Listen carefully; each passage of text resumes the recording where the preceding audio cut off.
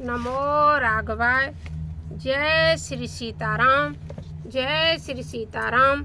हम अपने जगत गुरु जी की भावार्थ बोधिनी उसके द्वारा हम पाठ श्रवण करने जाते हैं। तुलसी और आंवले वट वृक्ष के बीच में आपको जैसा भी लगता हो आप भी श्रवण करें। और तुलसी जी के पास बैठे हुए कुछ और सुने हुए ग्रंथों का कुछ विशेष महत्व रहता है। और वट वृक्ष जो वट वृक्ष रहता है ना उसका भी और बेलपत्र का विशेष महत्व रहता है। ये सब हम कई वीडियो में भी बता चुके हैं। नमो राघवाय। अब प्रसंग चल रहा है ये चित्रकूट पीठाधीश्वर की जो भावार्थ बोधिनी है उसमें बोले प्रिय को पतव नहीं कचुकी न विचार जाय निशाचर हो न पे मूड सहित परिवार। अब तो ब्राह्मण थे ना, उन्हें उसने राजा प्रताप बानु की कथा चल रही है। जो वो आया था उसने छल करके बता दिया कि तुम ऐसे ऐसे रसोई बनाइए। मतलब पिछले वीडियो में मैंने सारा कुछ अच्छी तरह से समझा दिया है। तो अब आ करके उसने मांस बना दिया उसमें। और जैसे ब्राह्मणों ने भोजन किया तो आकाशवाणी हो गई कि इस भोजन को मत खाओ, इसमें मांस है। तो उन्हें श्राप मिल गया, कह दिया हे राजन तुम राक्षस हो जाओ। वही राक्षस कौन बने? छात्र बंदते विप्र बोलाई काले लिए सहित समुदायी। ईश्वर राखा धर्म हमारा जय सित समेत परिवारा। यदि हमारा तो पूरा का पूरा परिवार ही समाप्त हो जाता, धर्म ही हमारा चला जाता, हम तो परिवार समेत डूब मरते। आए हमारा तो भगवान ने धर्म राख दिया। ऐसा सभी लोग आकाशवाणी कर सुनने के बाद सभी ब्राह्मण लोग कहने लगे सम्मत मध्य नाश तब हो जलदाता न रहे कुल को। नप सुन साप विकलत तासा भई भोर बर गिरा कासा। भई भोर बगिरा कासा।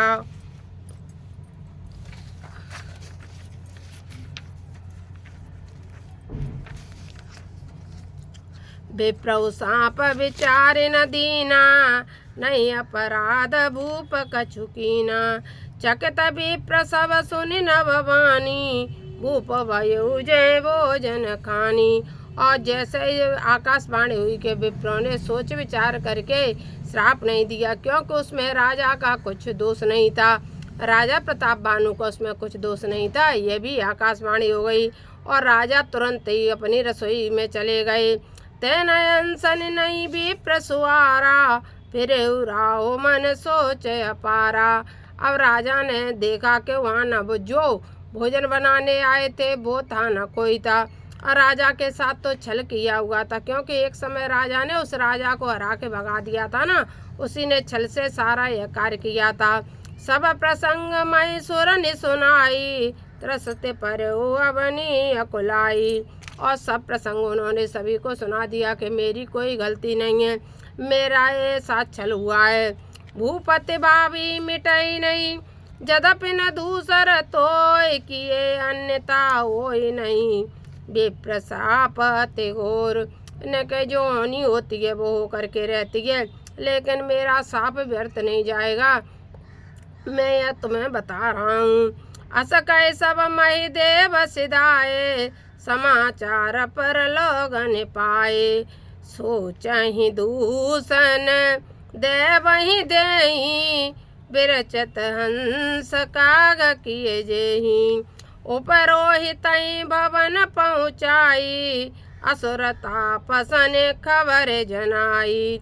तय कल जय तय पत्र पठाए सज सेन भूप सब दाए। अब तो पता लग गया कि राजा को प्रताप बानु को श्राप लग गया है। इसलिए जब समय विपरीत होता है तो आपका, मैंने पिछले बार भी कहा है, तब आपका कोई साथ नहीं देता है। इसलिए राजा प्रताप बानु का समय विपरीत हो गया। श्राप लगते ही अन्य जो राजा सबको हरा देता था, किसी से हारता नहीं था, वह राजा आज अपराजित हो जाएगा। और सबने चढ़ाई कर दी उसके राज्य पर, क्योंकि पता लग गया था कि राजा इस तरह से मांस बनने के लिए बनाने की वजह से ऐसे ऐसे श्राप लग गया है। तो भैया जब पैसा होता है तो सब साथ देते हैं, जब पैसा नहीं हो, तुम्हारा समय विपरीत हो तो कोई साथ नहीं देता है। मैंने और भी बताया है कि कब कैसे चाहे अपने ओंचे पर आए, आपका सब साथ छोड़ देते हैं, आप अकेले ही खड़े रह जाते हैं। और इस युग में तो ये कुछ ऐसी हवाई चल रखी है जिसमें कोई किसी का साथ नहीं दे रहा है, क्योंकि बाप बड़ा ना भैया और सबसे बड़ा रुपया। सबके लिए पैसा मान हो गया है, सबके लिए पैसा ही रह गया है और कुछ नहीं रहा है, इसलिए सब पैसे में लगे हुए हैं। तो यहाँ तो वैसे भी कोई किसी का साथ नहीं देने वाला है। धरन से नगर निशान बजाई, विविध भांते तिन होए लड़ाई, झूठे सकल सुवट करी करनी, बंदो समेत परेऊ न पधरनी, सत्य केत कुल को नहीं बाचा, बे प्रसापक में होए साचा, रिपुआ जीत नप नगर बसाई, निजपुर गवने जय जस पाई। अब तो राजा प्रताप बानु का पूरे परिवार सहित विनाश हो गया। अब उसके परिवार में कोई नहीं रहा, क्योंकि श्राप दिया था ना कि मूढ़ परिवार के सहित तुम राक्षस हो जाओ। वही जब कोई नहीं रहा उसके परिवार में, तो फिर आगे क्या हुआ।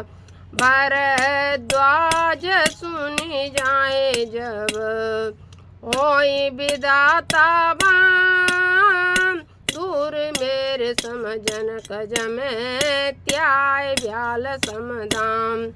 जब विधाता विपरीत हो जाता है तब फिर क्या होता है। जन्म देने वाला पिता यमराज बनकर उसके प्राण ले लेता है जब विधाता बाम हो जाता है, और रस्सी सर्प बनकर उसे डसने लगती है जब विधाता बाम हो जाता है। ये भरद्वाज मुनि कह रहे हैं, ये याज्ञवल्क्य से, ये भरद्वाज से ये कह रहे हैं, याज्ञवल्क्य जी कह रहे हैं भरद्वाज जी से कि हे भरद्वाज जी, जब विधाता बाम हो जाता है तो आपका जो जन्म देने वाला पिता होता है वही आपका कभी कभी मार करके आपको भी समाप्त कर देता है। ऐसी घटना मैंने अपने जीवन में, एक भिंड में एक पिता ने ही अपने पुत्र को गोली मार दी थी। तो यह विधाताई का तो बाम था, जो समय आने पर उसके पिता ने अपने पुत्र को, ऐसी कई घटनाएं घटती हैं जिसमें भाई भाई का खून कर देता है, पिता पुत्र को मार देता है, पुत्र पिता को मार देता है, और माता भी पुत्र को मार देती है, पुत्र माँ को मार देता है। ऐसा बहुत जगह होता है, ये सब विधाता का खेल होता है। और ये इस युग में तो अक्सर कर लोग माया के पीछे ही दौड़ने लगे हैं, तो और ज़्यादा होने लगा है। ये सब विधाता की लीला चल रही है, इसे आप देखते रहो और हरि भक्ति में लगे रहो, क्योंकि सिर्फ हरि भक्ति ही आपका साथ देने वाली है। इसलिए मन को चंचल कभी मत करो। यह है भरद्वाज जी का संदेश, भरद्वाज जी को याज्ञवल्क्य का संदेश। काल पाए सुनि सोई राजा, भयउ निशाचर सहित समाजा, 10 सिर ताई 20 भुज दंडा, रावण नाम वीर वर भंडा। वही प्रताप बानु राजा दशरथ हो गया, प्लीज गलती हो गई, वही राजा प्रताप बानु राजा प्रताप भानु रावण हो गया, जिसके 10 शीश और 20 भुजाएं हो गईं। भूप अनुज अरि मर्दन नामा, भयो सुकुम करण बल दामा। उसके भाई थे वे कुंभकर्ण हो गया, सचिव जो रहा धर्म रुचि जासु, भयो विमात्र बंधु लगे जासु। और सचिव था वो विभीषण हो गया, नाम विभीषण कहीं जय जग जाना, विष्णु भगत विज्ञान निदाना। राय जसुत सेवक न पकेरे, भय निशाचर घोर गने। काम रूप कल जिन सयने का, कुटिल भयंकर विगत विवेक। कृपा रहित हिंसक सब पापी, परनि न जाए बेस परतापी। उपजे जद पुलस्त कुले पावन अमलयनु। तदपि महीसुर श्राप बस भय सकल अगरूप। मंगल भवन मंगल हारी द्रवंसु दशरथ अजर बिहारी। अब हमें प्रताप बानु की क्या शिक्षा लेना चाहिए इस कहानी से, इस कथा से, इस रामचरितमानस के प्रसंग से? हमें ये शिक्षा लेनी चाहिए कि होगा तो वही जो भगवान चाहते वही होगा, लेकिन जब आपका भाग्य साथ नहीं देगा, वही प्रताप भानु था, सबको हरा देता था, लेकिन वही प्रताप भानु की मति भी विचलित हुई और रसोई में मांस भी बना, दूसरे राजाओं ने चढ़ाई भी की। यही मनुष्य के जीवन की सच्चाई है। और अर्जुन के उसमें प्रसंग में कहते ही हैं, बेई अर्जुन बेई बाण गोपिका भीलन ने लूटी। समय बड़ा बलवान कर्म गति काहू ना जानी। जो हमारे किस्मत में लिखा हुआ है वह समय अनुसार हमको भोगना पड़ता है। और चाहे कोई भी हो, जो भी कार्य कर लेगा वह हमें आगे जा कर के जरूर से जरूर हमें अपने जीवन में उसका दंड तो प्राप्त करना ही पड़ेगा। अच्छे का अच्छा, बुरे का बुरा दंड हमें प्राप्त होना होता है। यह प्रताप बानु की कथा हमें यह सिखाती है कि न विविधि तपति भाई परम उग्र भरनि सो जाय। गयो निकट तप देखि विधाता मांगो वर प्रसन्न में ताता। कर विनती पद गए 10 शीस बोले वचन सुनो जगदीशा। हम काहू के मरहि न मारे बानर मनुज जाते धोए भारे। अब तो तीनों भाइयों ने तपस्या की, तो तपस्या में रावण ने कह दिया हम किसी से मरे नहीं। बानर, भालू और मनुष्य को छोड़कर हम किसी से मरे ही नहीं। ऐसा वरदान मांग लिया और ऐसा तप किया कि उसका वर्णन संभव नहीं है। रावण के तप देखकर ब्रह्मा जी ने उनके पास आए और बोले बेटा मैं प्रसन्न हूँ, वरदान मांग लो। रावण प्रार्थना की और कह दिया हम मरे नहीं, हम किसी के हाथ से मरे नहीं। बालक को छोड़कर और मनु के वंश में उत्पन्न 2 बालक को छोड़कर हम किसी के हाथ से ना मरे। मनु के वंश में जो बालक जन्मे उसको छोड़ करके मनुष्य नहीं लिखा है, मनु के वंश लिखा है। ये रावण ने मांगा। एवं अस्तु तुम बड़ तप कीना मैं ब्रह्मा मिलते वर दीना। अब तो दे दिया वरदान ब्रह्मा जी ने। उन प्रभु को मकरन पै गए तय बिलो के मन विस्मय भयो। जो ये कलनित करवया हारू हो ये सब उजार संसारू। शारद प्रेतता सुमति पेरी मांगे से नीद मास सठकेरी। गयो विभीषण पास पुनि कयो पुत्र वर मांगो तय मांगो भगवंत पद कमलय अमलय अनुराग। फिर के सब दोनों को वरदान दे करके रावण कुंभकर्ण को फिर चले गए विभीषण के पास और बोले के वरदान मांग लो।